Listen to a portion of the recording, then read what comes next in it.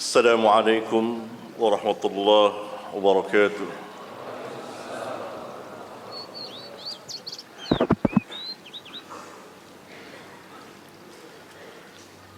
إن الحمد لله نحمده ونستعينه ونستغفره ونعوذ بالله من شرور أنفسنا ومن سيئات أعمالنا. من يهده الله فلا مضل له ومن يضلل فلا هادي له. وأشهد أن لا إله إلا الله وحده لا شريك له، وأشهد أن محمدًا عبده ورسوله. أما بعد، فإن خير الحديث كتاب الله، وخير الحج حج محمد صلى الله عليه وعلى آله وسلم، وشر الأمور محدثاتها، وكل محدثات بدعة، وكل بدعة ضلالة، وكل ضلالة في النار.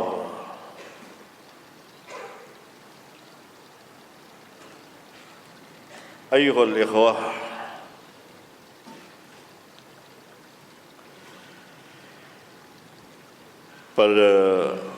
pada pertemuan yang lalu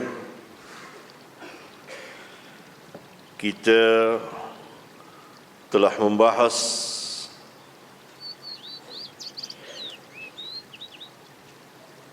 perbedaan yang asasi, yang sangat mendasar antara berita, khabar yang disampaikan oleh Nabi yang mulia dan seluruh para Nabi dan Rasul alaihimus salatu wassalam, dengan berita yang disampaikan oleh para kahin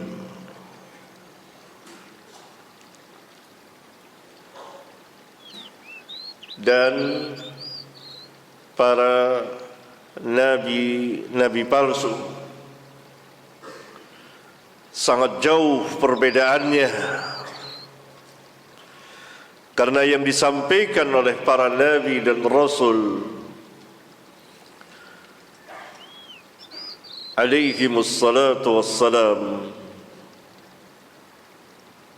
adalah kebenaran mutlak dari Rabbul Alamin.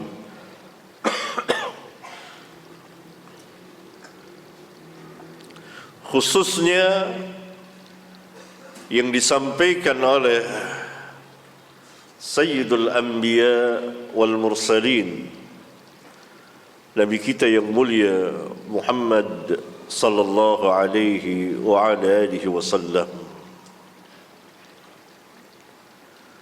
Beliau memberi kabar apa yang akan terjadi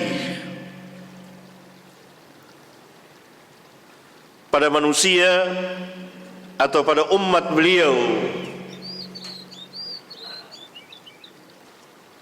dan kabar atau berita yang beliau sampaikan benar adanya dan secara tafsil terperinci. Ini yang membedakan berita yang disampaikan oleh kahin, dukun, yang pernah saya jelaskan, apabila di satu negeri atau di satu kota atau di satu tempat iman dan ilmunya berkurang, ilmu kenabian, ilmu yang disampaikan oleh Rasulullah sallallahu alaihi wasallam berkurang, maka di situ akan banyak berita-berita bohong. Akan banyak para kahin. Ketika di satu tempat ilmunya kuat, demikian juga keimanannya, ilmu dan iman, maka berita-berita bohong itu dari para kahin akan lenyap atau berkurang jauh.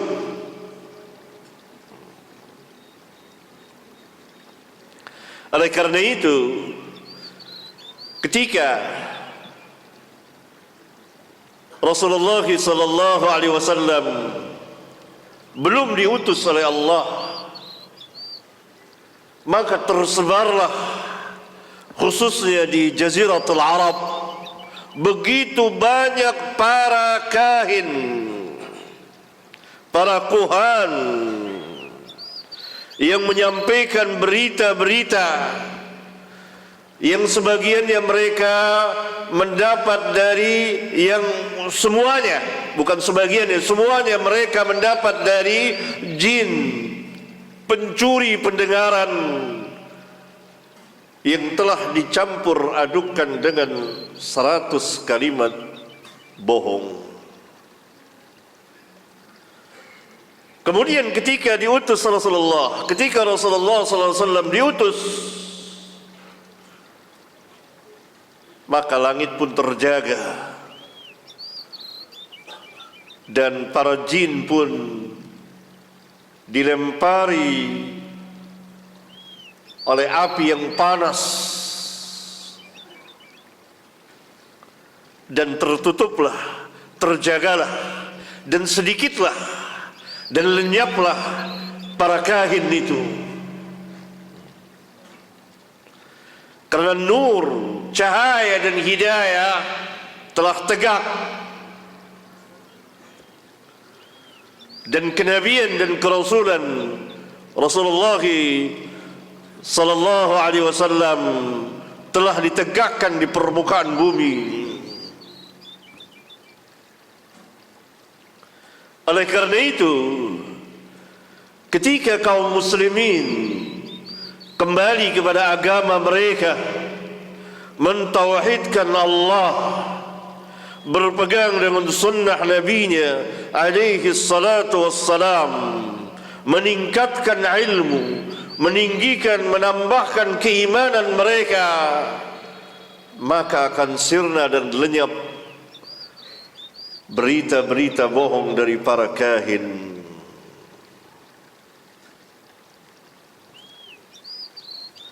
Apa yang disampaikan oleh Rasulullah sallallahu alaihi wasallam merupakan kebenaran mutlak, pertama, dan yang kedua secara terperinci dan terbukti benar adanya. Di antaranya adalah bab yang kedua, halaman 20 dari kitab kita ini.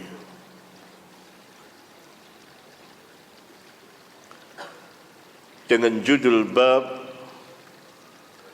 orang-orang yang jahil diangkat sebagai pemuka atau tokoh agama dengan fatwa-fatwanya yang sesat dan menyesatkan.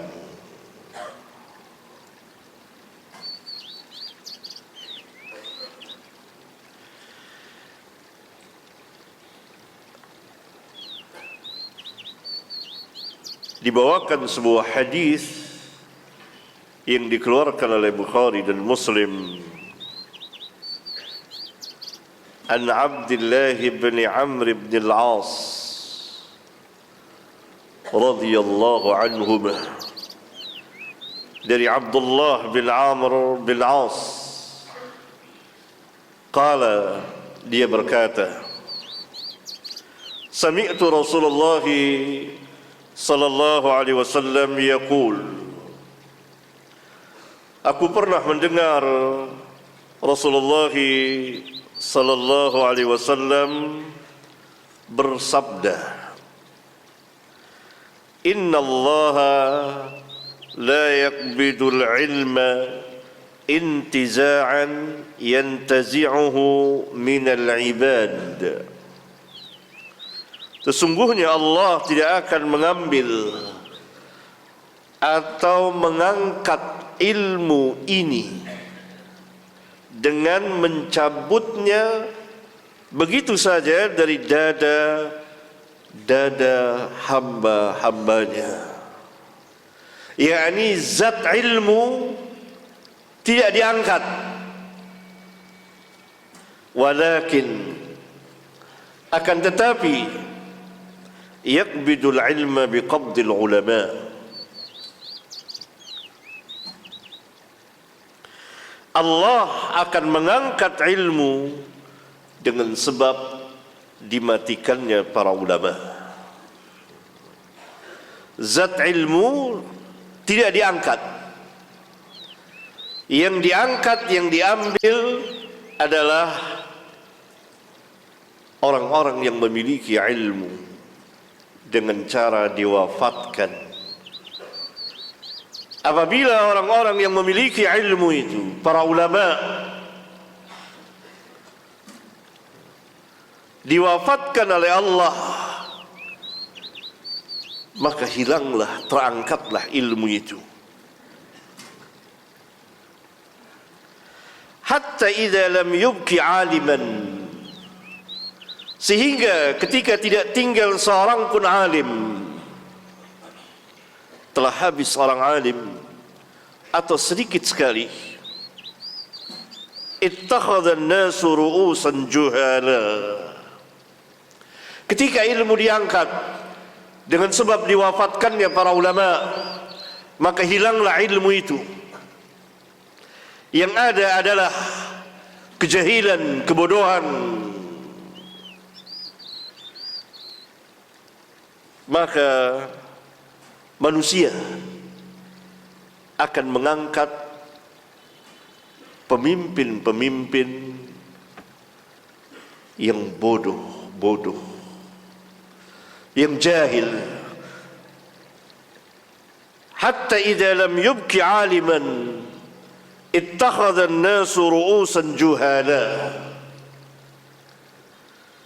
Ketika tidak tinggal lagi seorang pun alim, niscaya manusia akan mengambil pemimpin-pemimpin mereka dari orang-orang yang bodoh. Yang dimaksud ru'usan adalah pemimpin agama, tokoh agama yang dianggap sebagai orang alim, yang dianggap sebagai ahli agama, maka terjadi kerusakan pada agama manusia. Juga termasuk adalah pemimpin-pemimpin pemerintahan. Fasu'ilu, karena telah diangkat menjadi tokoh agama, menjadi orang yang dikatakan orang alim, ulama, padahal jahil, mereka pun ditanya. Fa'aftau bighairi ilmin wa fi riwayatin bi ra'yihim. Lalu mereka berfatwa. Fatwa itu berarti menjawab pertanyaan. Fasu'ilu fa'aftau, karena sudah dianggap sebagai pemimpin agama, sebagai orang yang ahli agama, maka tentu mereka akan ditanya. Dan mereka memberikan jawaban atas pertanyaan manusia.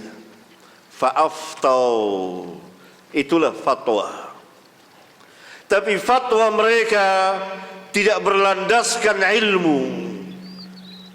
Fa'aftau bighairi ilmin.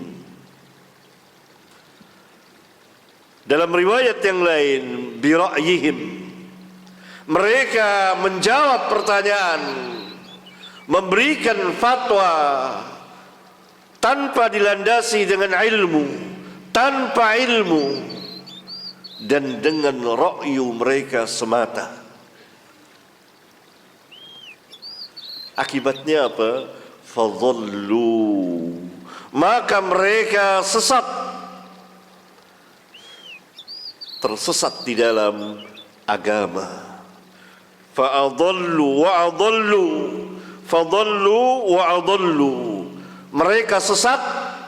Kalau cukup sampai di situ, maka kesesatan terbatas pada mereka. Tapi karena mereka pemimpin, mereka dianggap sebagai ahli agama, maka kesesatan pun akan menular kepada yang lain. Wa adhallu, mereka sesat dan langsung menyesatkan orang lain. Hadis yang mulia ini merupakan salah satu tanda dari tanda-tanda kenabian dan kerasulan Nabi kita yang mulia alaihi salatu wassalam, bahwa apa yang beliau kabarkan di dalam hadis yang mulia ini telah terjadi pada umatnya.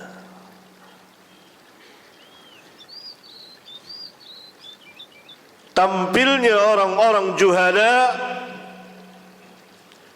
yang dianggap sebagai ahli agama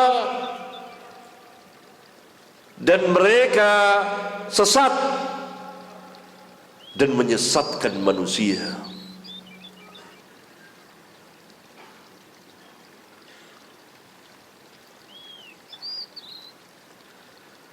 Jelas sekali hadis ini. Dan di dalam hadis yang mulia ini terdapat pelajaran yang sangat berharga sekali. Di antaranya,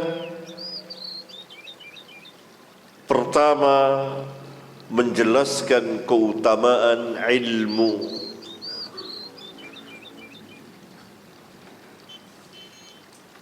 Yang dimaksud adalah ilmu din, ilmu agama.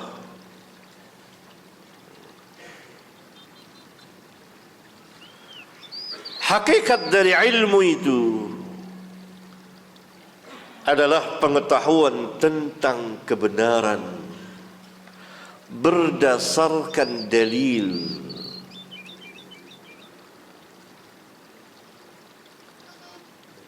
Ijma' ulama. Kata al-Imam Ibnu Abdul Bar di kitab Jami'nya yang dinukil oleh al-Imam Ibnul Qayyim di kitab I'lamnya. Kata para ulama, di antaranya Al-Imam Ibnu Abdul Bar, bahwa manusia telah ijma', yakni para ulama telah ijma',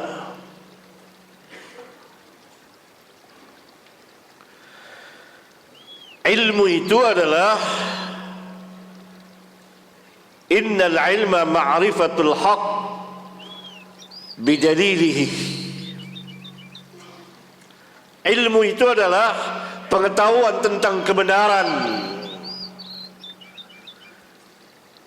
Hakikat ilmu mengetahui kebenaran. Ini yang hak, itu yang batil. Ini tauhid, itu syirik.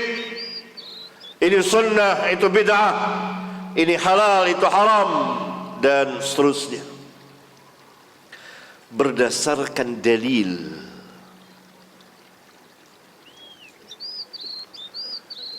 Dalil itu adalah Alkitab dan Sunnah.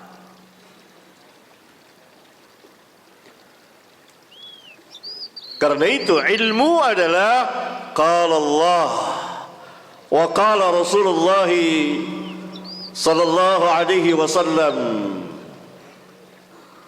wa qala as-sahabah radhiyallahu anhum. Ilmu itu adalah apa yang Allah firmankan, apa yang disabdakan, yakni sunnah Rasulullah sallallahu alaihi wasallam, apa yang dikatakan sahabat. Itulah ilmu. Kalau dikatakan ilmu itu pengetahuan tentang kebenaran berdasarkan dalil.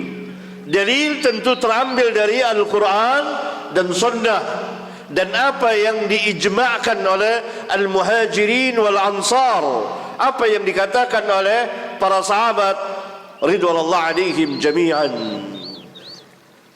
Wa amma biduni dalili, adapun tanpa dalil, fa innama huwa taqlidun, maka ia adalah taklid, ikut-ikutan. Taklid adalah engkau mengikuti seseorang tanpa mengetahui dasarnya, hujjahnya, alasannya. Oleh karena itu al-imam tadi mengatakan ajma'an nas, telah ijma' para ulama ala anna al-muqallida laysa ma'dudan min ahli al-ilm. Telah ijma' ulama bahwa muqallid tidak dimasukkan ke dalam ahli ilmu. Karena ilmu tadi ma'rifatul haq, berdasarkan dalil, itu ilmu. Al-ilmu qala Allah wa qala Rasulullah sallallahu alaihi wasallam wa qala sahabah, itu ilmu, itu dalil.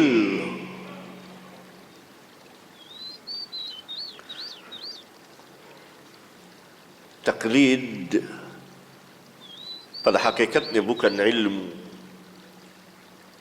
Wa amma biduni dalil fa innama huwa taklidun.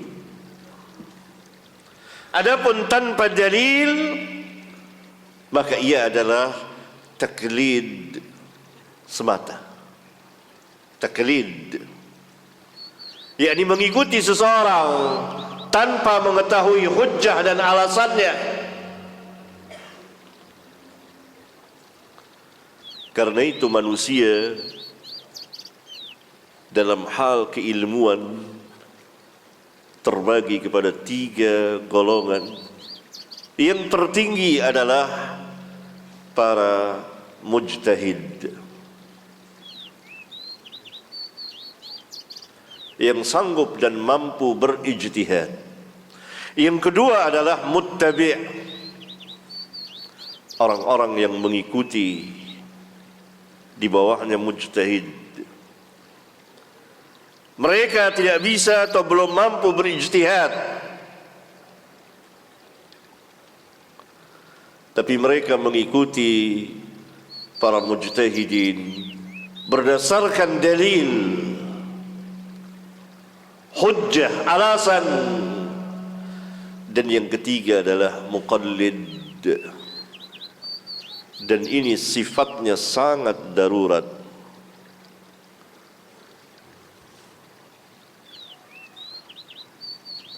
Alangkah besarnya ilmu di dalam Islam. Karena itu orang-orang ini, para pemimpin yang bodoh ini tercela dan mereka sesat dan menyesatkan karena apa? Karena berbicara tanpa ilmu, berbuat tanpa ilmu, bertindak tanpa ilmu. Fa'aftau bighairi ilmin.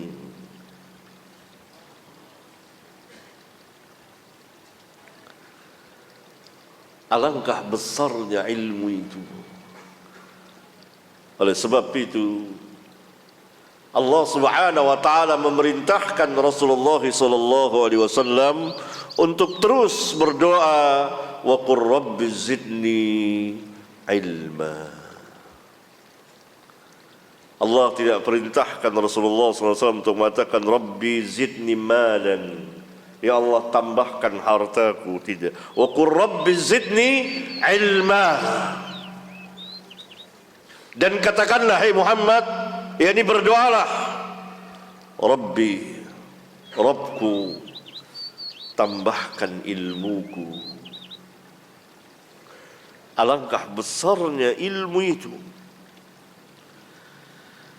Dan Allah Subhanahu wa taala menurunkan Al-Quran dengan ilmunya, sebagaimana Allah Subhanahu wa taala berfirman, anzalahu bi'ilmihi. Allah turunkan Al-Quran ini dengan ilmunya. Karena Allah, salah satu nama Allah Al-Alim, dan Allah disifatkan dengan ilmu. Kemudian di antara pelajaran yang sangat berharga dari hadis yang mulia ini adalah kebesaran dan keutamaan serta ketinggian dan kemuliaan ahli ilmu.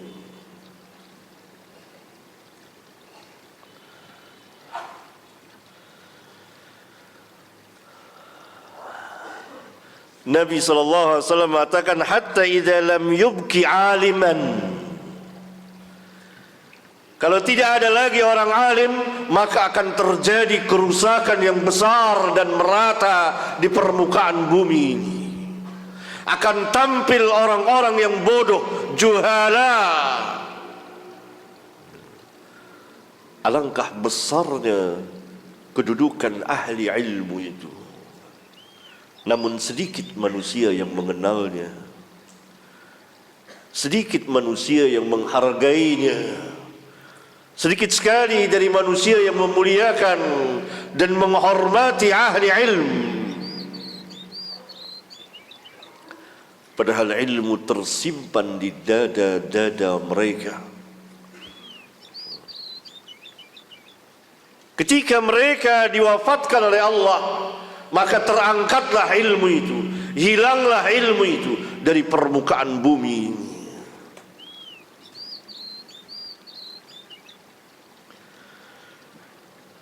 Allah Subhanahu wa taala berfirman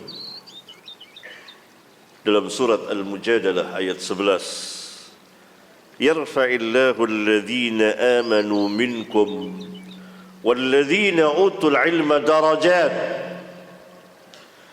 Allah meninggikan, mengangkat orang-orang yang beriman di antara kamu, dan Allah meninggikan orang-orang yang diberi ilmu beberapa derajat.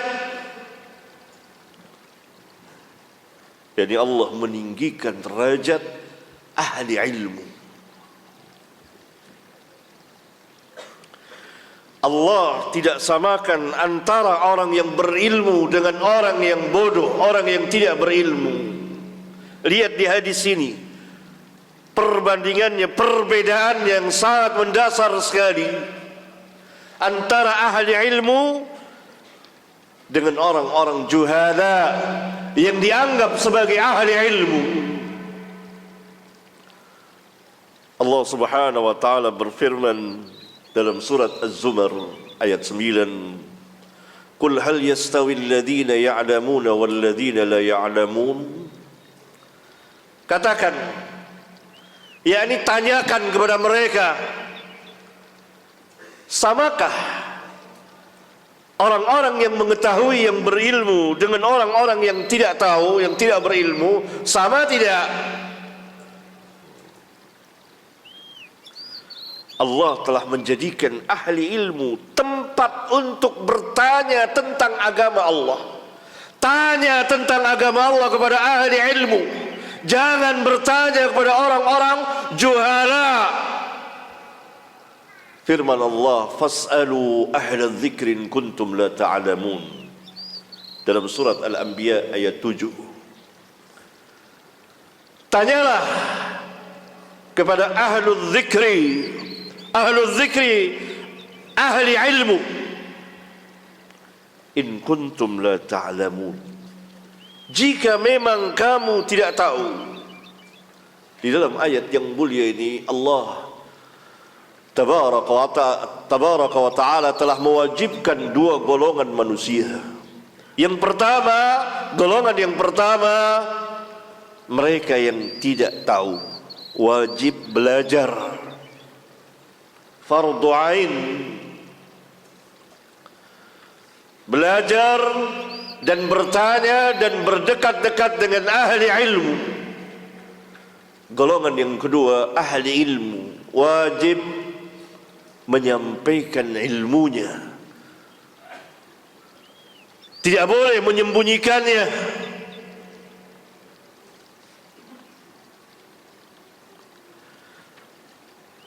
Allah telah menjadikan ahli ilmu, ini sangat tinggi sekali kedudukan ahli ilmu, sebagai hujjah, sebagai dalil, hujjah bagi setiap manusia yang mengingkari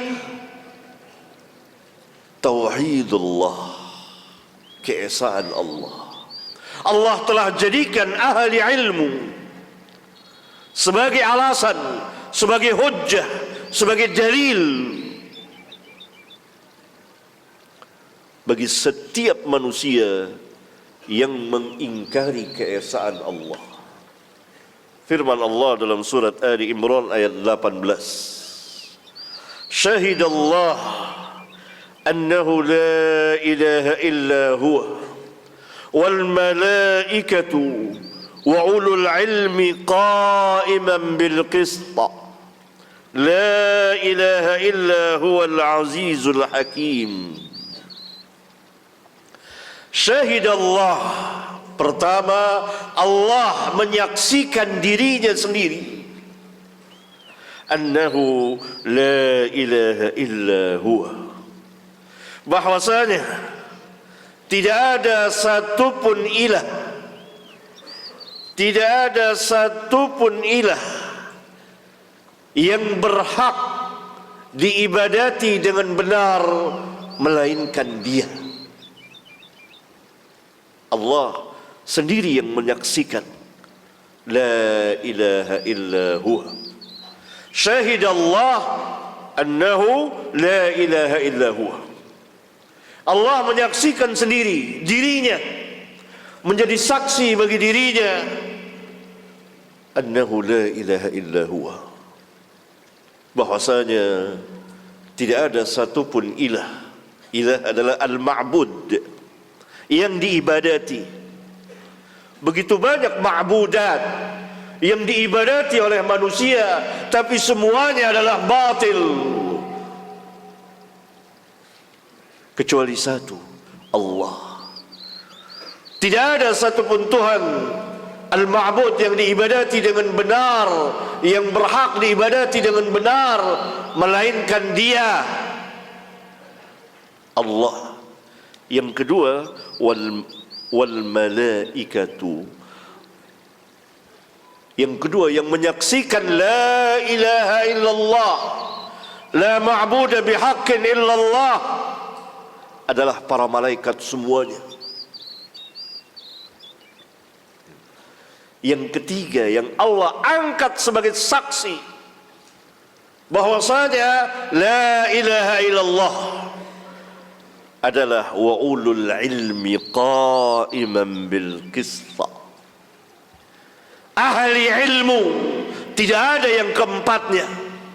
Allah, para malaikat, dan ahli ilmu. Allah menyaksikan dirinya bahwa la ilaha illallah, dan seluruh para malaikat dan ahli ilmu yang tegak dengan keadilan. La ilaha illa huwa, la ilaha illa huwa al-azizul hakim.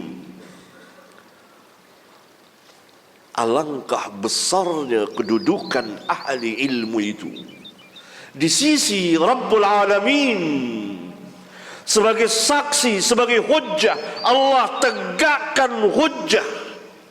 Ahli ilmu itu Allah tegakkan sebagai hujjah bagi setiap manusia yang mengingkari la ilaha illallah. Yang menjadi saksinya adalah ahli ilmu selain Allah sendiri dan para malaikatnya.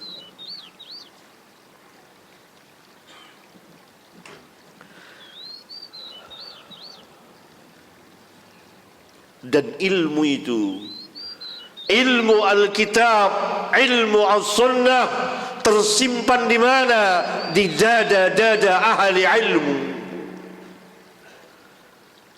Allah Subhanahu wa taala berfirman dalam surat Al-Ankabut ayat 49, "Bal huwa ayatun bayyinatun fi suduril ladzina utul ilm." Bahkan ia, Al-Quran itu, ayatun bayyinat, ayat-ayat yang nyata, ayat-ayat yang jelas dan terang kebenarannya, yang tidak bisa diingkari lagi kecuali oleh manusia yang sombong. Dan ia tersimpan di dalam dada orang-orang yang berilmu. Bal huwa ayatun bayyinatun fi suduril ladzina utul ilm.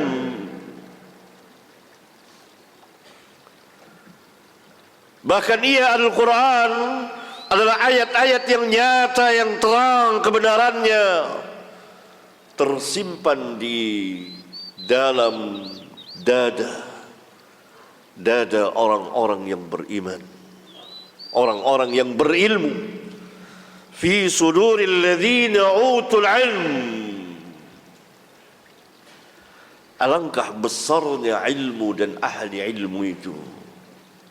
Hanya orang-orang yang berilmulah yang mengetahui la ilaha illallah. Allah Subhanahu wa taala berfirman dalam surat Muhammad ayat 19, "Fa'lam annahu la ilaha illallah." Ketahuilah sesungguhnya la ilaha illallah. La ilaha illallah. Hanya dengan ilmu kita mengetahui la ilaha illallah. Hanya orang-orang yang berilmulah yang mengetahui la ilaha illallah.